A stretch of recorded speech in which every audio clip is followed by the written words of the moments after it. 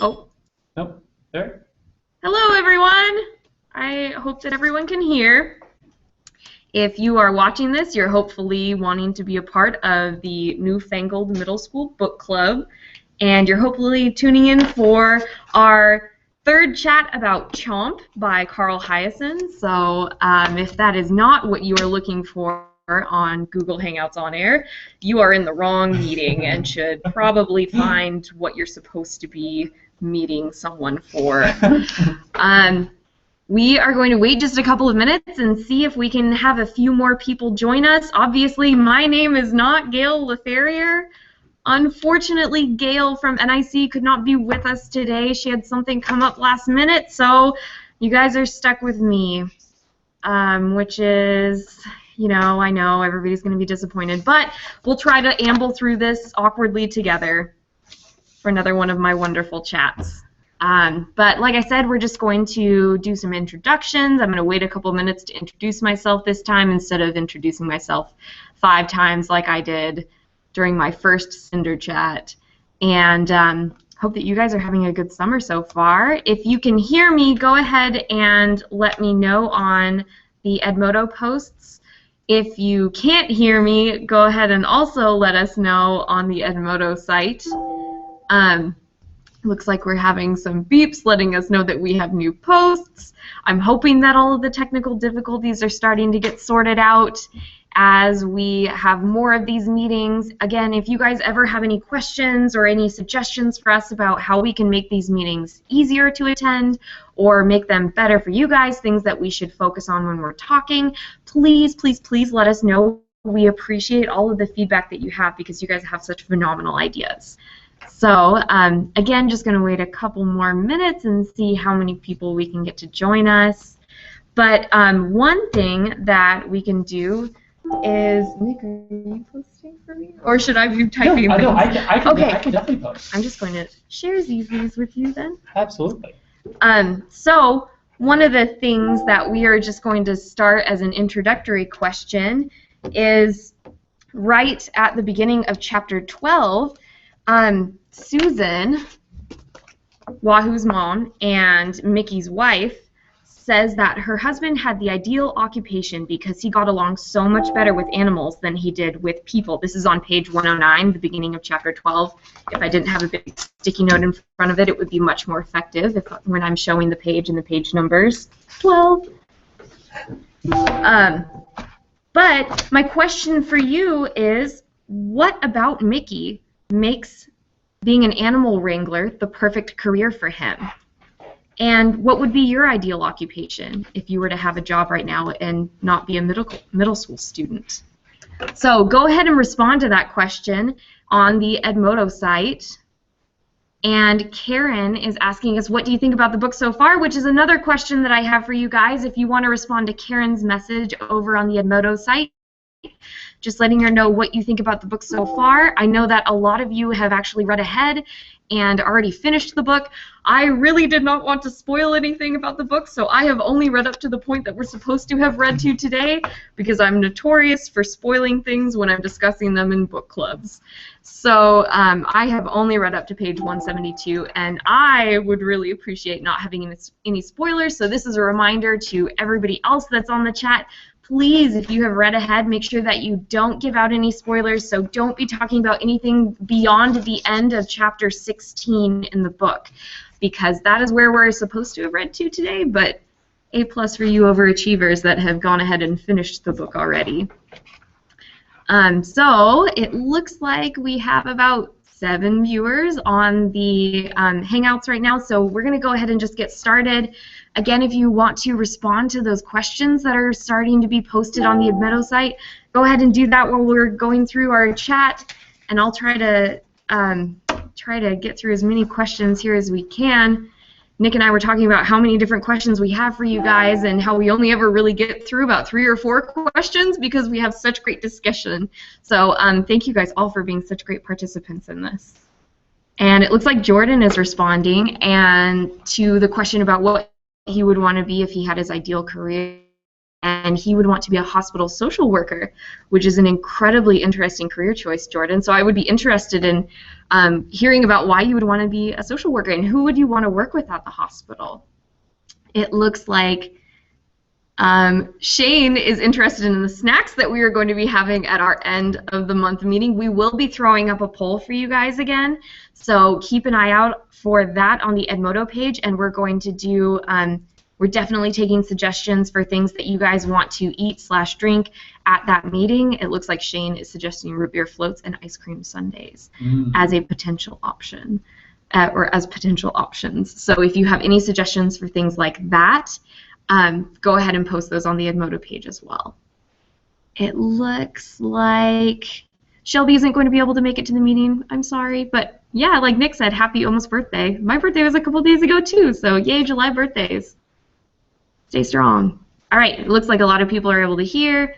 A few people are responding to that intro question. So it looks like Zach is saying that he's better with animals than people. That's exactly what Susan says at the beginning. It's a perfect job because Mickey is not a people person, and Megan agrees with Zach. So if you think of any other reasons why this might be a great job for Mickey, go ahead and throw those down in the discussion on that question. We will go ahead and get started. All right, first, it looks like Shane has a question for us. He has a question: if you had to choose between Alice and Derek, who would you be? And Zach has responded and said Alice, but we'll go ahead, and if you want to respond to Shane's question, go ahead and do so on the page. All right, we're going to move on. Again, if you want to respond to Karen's question, she asked, what do you think about the book so far? We read chapters 12 through 16 for this week's chat, so we're hitting some of that rising action in the book. We've kind of got through all of the introductory stuff.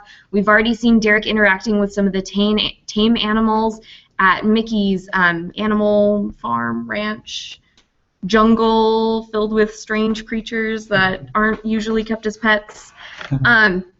So we've gotten all of that introductory stuff. We've met Alice the alligator. We've met some of the more exotic creatures. We've learned a little bit about each of our characters, and now we're getting into the action. We're seeing that Derek is in a little over his head, but he's really, really gung-ho about being real and showing the raw, live footage of untamed animals in the wild in their natural habitats, even though that obviously has not gone very well for him so far.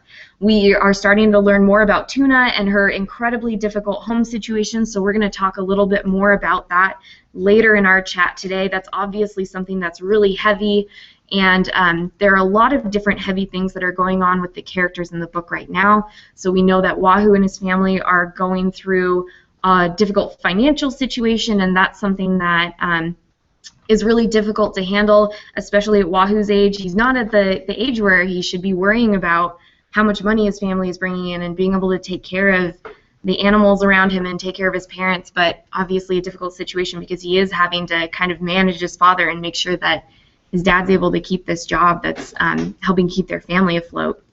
So Tuna's going through difficult situations, Wahoo's going through his own difficult situations, and they're really struggling to be able to help each other through those different things. Like I said, we're getting to know Wahoo and Mickey and Derek and Raven a little bit more. So just a lot of different characters, building up different character traits, and really, really getting into the meat of the book now. And we have experienced our first day of raw, wild filming. Derek encountered a few different creatures that had some unexpected consequences for him. We've gone through a storm so far. Derek has gone missing at the end of this section. So all sorts of different things going on in the book right now. I'm trying to make sure that I'm keeping up with the posts on Edmodo too. It looks like Shelby says that she feels sorry for Tuna. Yeah, we're going to talk a bit about that. It's a really, really rough home situation for her, and the way that Wahoo is responding to that is something that's incredibly important in the chapters that we're talking about. Shane is letting us know that his favorite characters so far are Wahoo and Alice. I wonder why they're your favorite characters, Shane. If you want to go ahead and expand on that a little bit. I love Wahoo, first because his name is Wahoo Cray. And if you're thinking about the name Wahoo, it means kind of like crazy, out of your mind, just really enthusiastic, and you think about Wahoo as like something that you shout when you're excited. And then the last name Cray is like crazy. So his name is Crazy Crazy, which is pretty exciting. Okay, and let's see. All right, we will start off with one of our questions, and we're already 10 minutes into our chat, so I'm already behind. All right, so we are starting to experience more of the wild area of the Everglades here. We've moved beyond the animal ranch farm / exotic jungle that is Wahoo and Mickey's house. And on page 110, I loved this description of the Everglades area that they're in. Beyond the mosquitoes and everything, I hate mosquitoes, but they're starting to build on the scene that they're setting for this. So they described a thunderstorm that was going on. They described all of this different camp setups. They describe the I think it's sawblade grass, or is it just sawgrass? Yeah. Yeah. So anyway, this really rough terrain that they're in, and then at the very bottom of page 110, there's a passage that just says, centuries of water flow had shaped the island like a teardrop. The tallest trees clustered at the fat end. And I thought that that was such an interesting and great sentence, and it really gave me a good picture of this area that they're starting to explore for their filming. So a question for you guys, if you want to respond to this on the Edmodo page, Derek Badger and his crew get to travel all over the world for their filming. If you could travel anywhere in the world to film an outdoor survival show, where would you want to go, and what would you hope to do and see while you were there? So I think the idea of a survival show is really fun, and there are a lot of things that I would love to be able to learn from survival shows, and a lot of different places that I would want to go to. But obviously I want to hear what you guys think. And do you think the Everglades is the most exotic location they could have chosen? Why do you think they chose the Everglades beyond any different setting that they could have made this book at, other than the obvious fact that Carl Hiaasen is from Florida? Do you think that there's more behind him choosing Florida as the setting, or do you think that Florida was chosen specifically for one reason or a few different reasons? All right, going over here. Oh, Jake, I won't correct you on that. I think slang is fun when it's polite. All right, it looks like Shane is saying that he's only on chapter 9, so there might be a couple of spoilers for you in this chat, but I apologize for that. There's nothing I can do. Okay, so go ahead and respond to that question. It looks like Nick, Mr. Madsen, has posted that question for you, so go ahead and put down your thoughts on that. We're going to just keep continuing through this, and I have a ton of sticky notes in my book, and I'm going to tell you some different page numbers that you can flip to if you want to refer to your book, and you can keep along with that, or you can just listen to me as I'm reading these different questions out. So, next on pin, there is a description of Derek's choice to move beyond tame animals and start filming in the wild and making the raw. And I'm just going to read a little passage from page 121. It's the very last few paragraphs there. The decision not to use any more of Mickey Cray's animals was risky, but risk was exactly what Derek desired. He knew that wild critters were more aggressive and unpredictable than captive ones. The disappointing python scene was a prime example. Cray's lazy snake was about as fierce as a garden hose. To capture maximum drama on video, Derek wanted the real deal, wild and raw. The caution and common sense that would govern the actions of a clear-thinking person were in his case overpowered by a blinding hunger for more fame and wealth. He was very much looking forward to being poked, stung, scratched, clawed, chewed, and chomped by authentic denizens of the Everglades, and he would get his wish. Obviously, we've seen how that wish has kind of come out, and do you really think that Derek at this point is happy with this desire? Do you think that he's okay with being bitten by a bat and let's see what else. What is it? And bitten by a snake all over his face and arms and everything. So he has been clawed and scratched and all sorts of different things at this point. Do you think that he is regretting the decision to film in the wild now, or do you think that he's really thinking that this is going to up his ratings and get him a higher paycheck? Do you think that he's still obsessed with that fame and everything? And then beyond that, okay, so Derek is obviously obsessed with wealth and fame, and he would do anything to become more wealthy and more famous. And similarly, in a different area of life, Mickey is crazy about his animals, and he would do almost anything to protect them, even putting his family in danger of this job that he's gotten. So is there something that you would do anything to protect, obtain, or earn? And what is that and why? If you want to on the Edmodo page.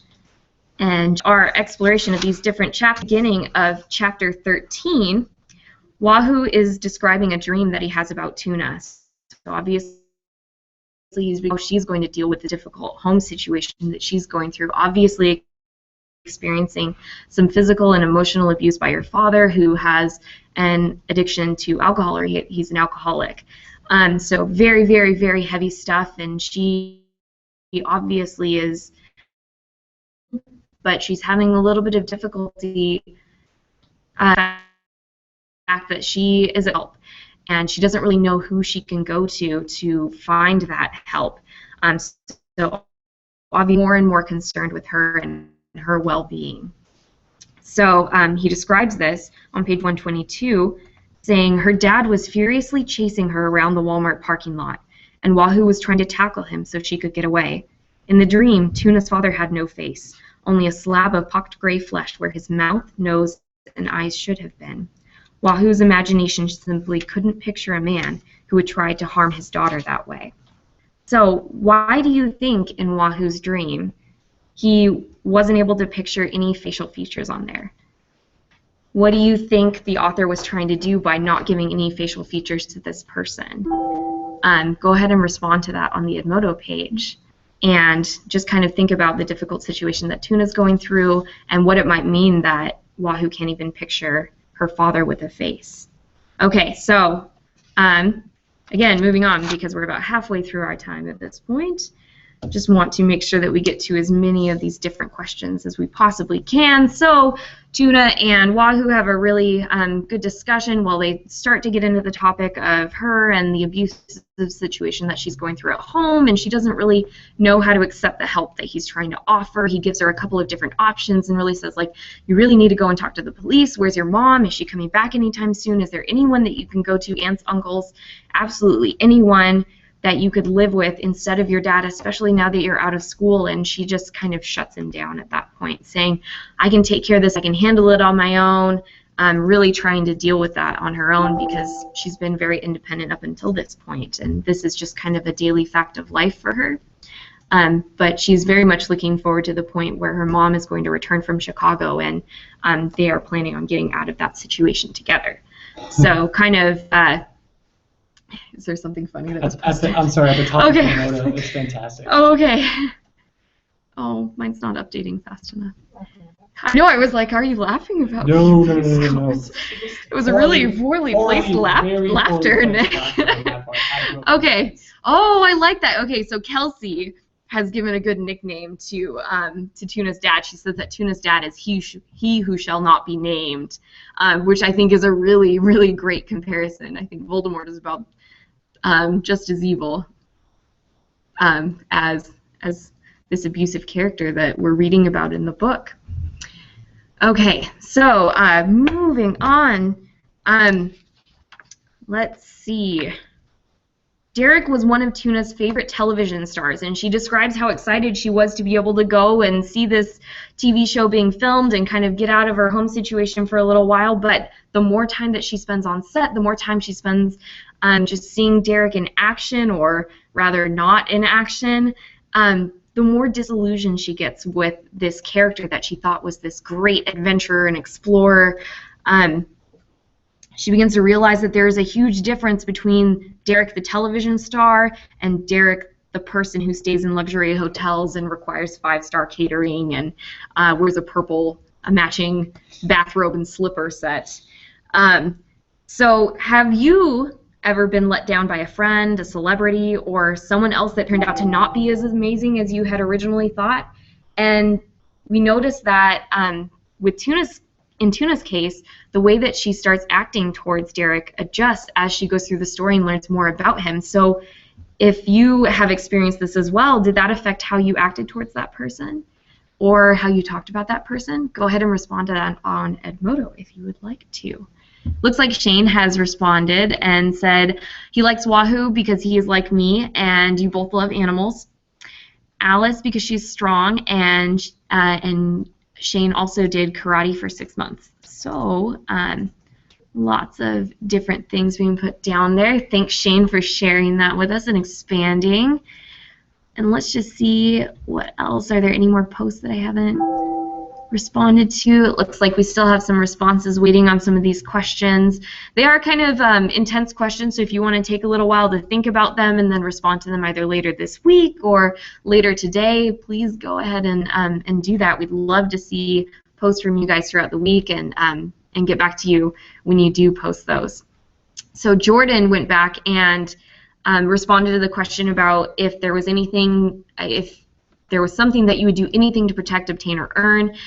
Jordan said that they would do anything to protect their cat, Athena.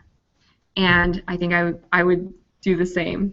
Anything for my cat. My cat's name is Max, and I love him very much, and I would protect him very strongly were he ever in danger. Okay, so moving on.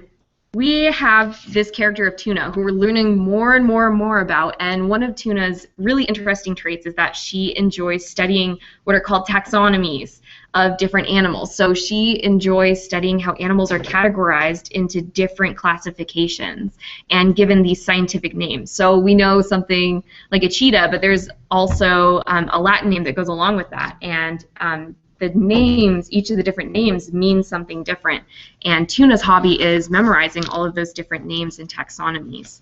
So on page 139, Wahoo talks a little bit about this talent of hers, and the book says, Wahoo was mystified by this odd talent of hers. He said, "How many Latin names have you memorized?" "I don't know, a couple hundred maybe." "But why?" "Because I like to," she said. "Every single species on Earth has been classified that way by science. I'll never learn them all, but I'm gonna try." Wahoo couldn't get over it. "My brain hurts when I've got to memorize one little poem for English class. What's the secret?" "I told you, I study a lot." Tuna paused to wait out another roll of thunder. "Before the bank took our house, I'd just go in my room, lock the door, and start Googling like a fiend. Some nights I worked on insects. Other nights it might be fish or amphibians, whatever. I'd sit there and say their scientific names over and over again until they stuck in my head. Too much like homework. I couldn't do it," Wahoo said. "Sure you could, if your old man was trashed out of his skull and acting like a maniac.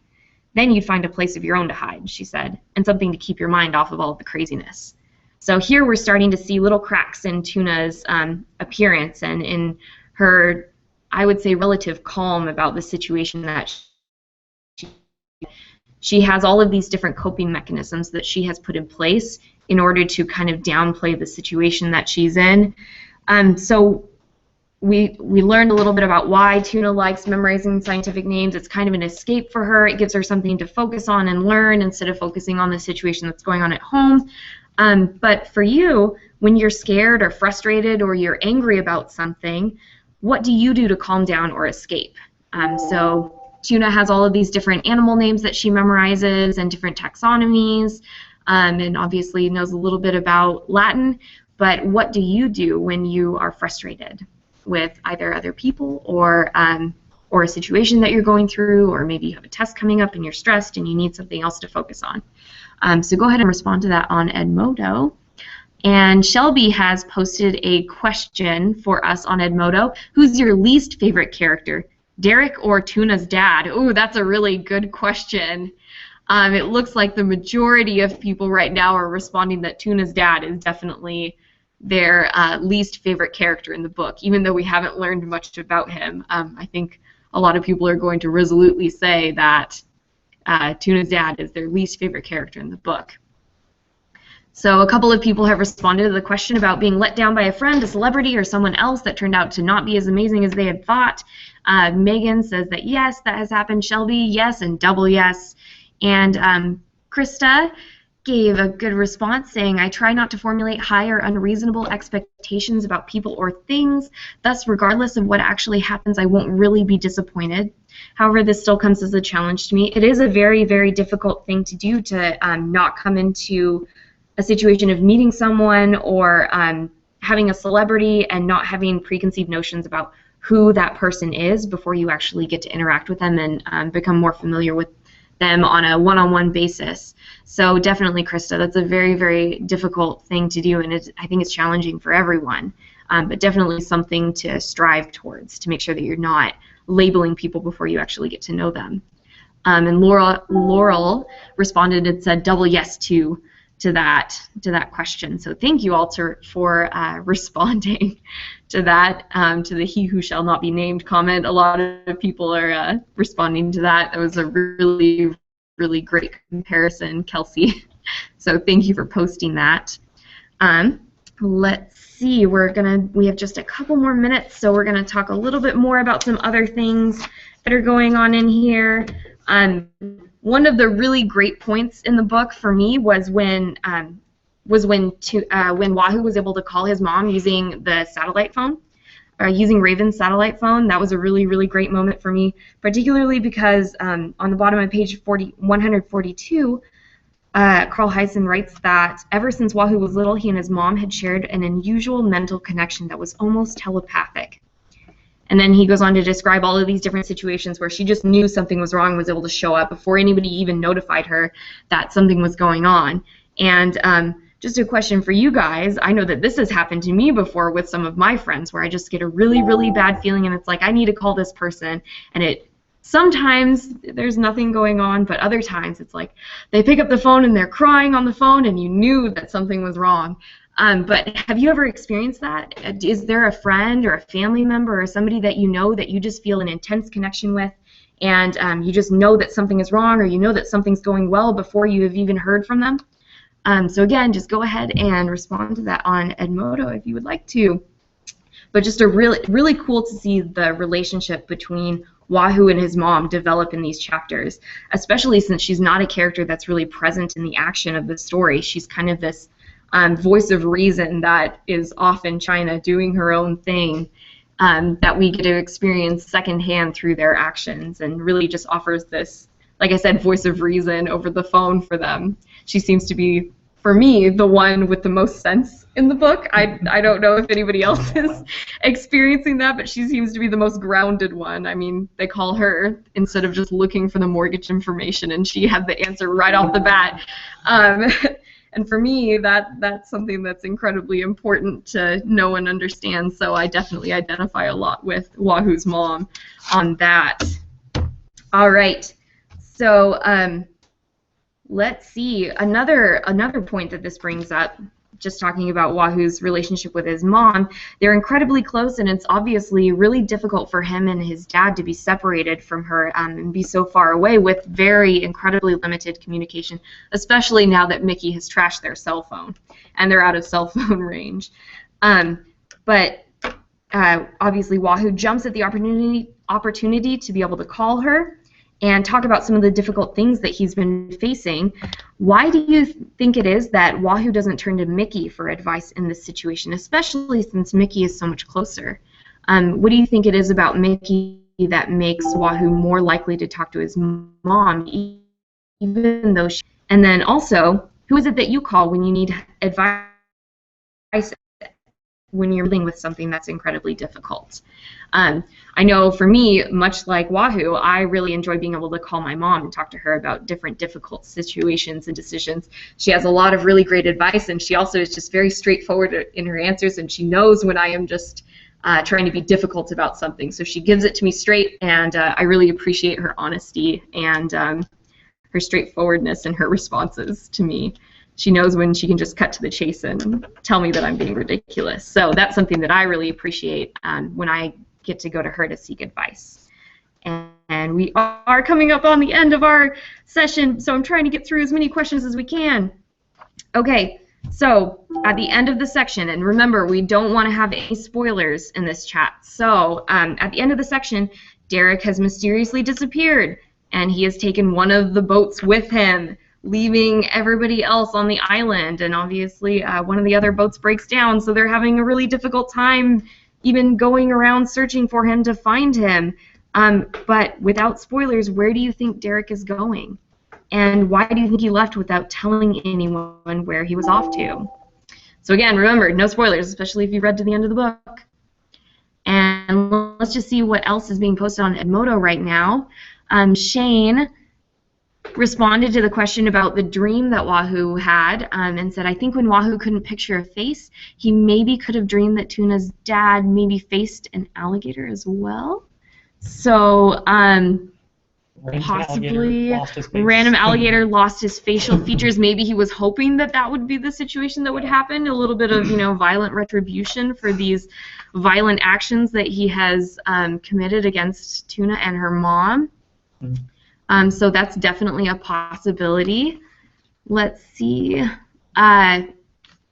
To the question about Wahoo not turning to Mickey for advice on these problems, Laurel responded that because Mickey is kind of a person where you don't know if you should tell him something or not. And Megan responded that she also turns to her mom when she is looking for advice making a difficult decision. So Nicole is also asking the question, who is your favorite character in Chomp? Obviously, your favorite character can change many times throughout the story. So a lot of people are responding Tuna, Alice and Wahoo. Actually scratched that from Laurel. And then she responds that her favorite character is Julie.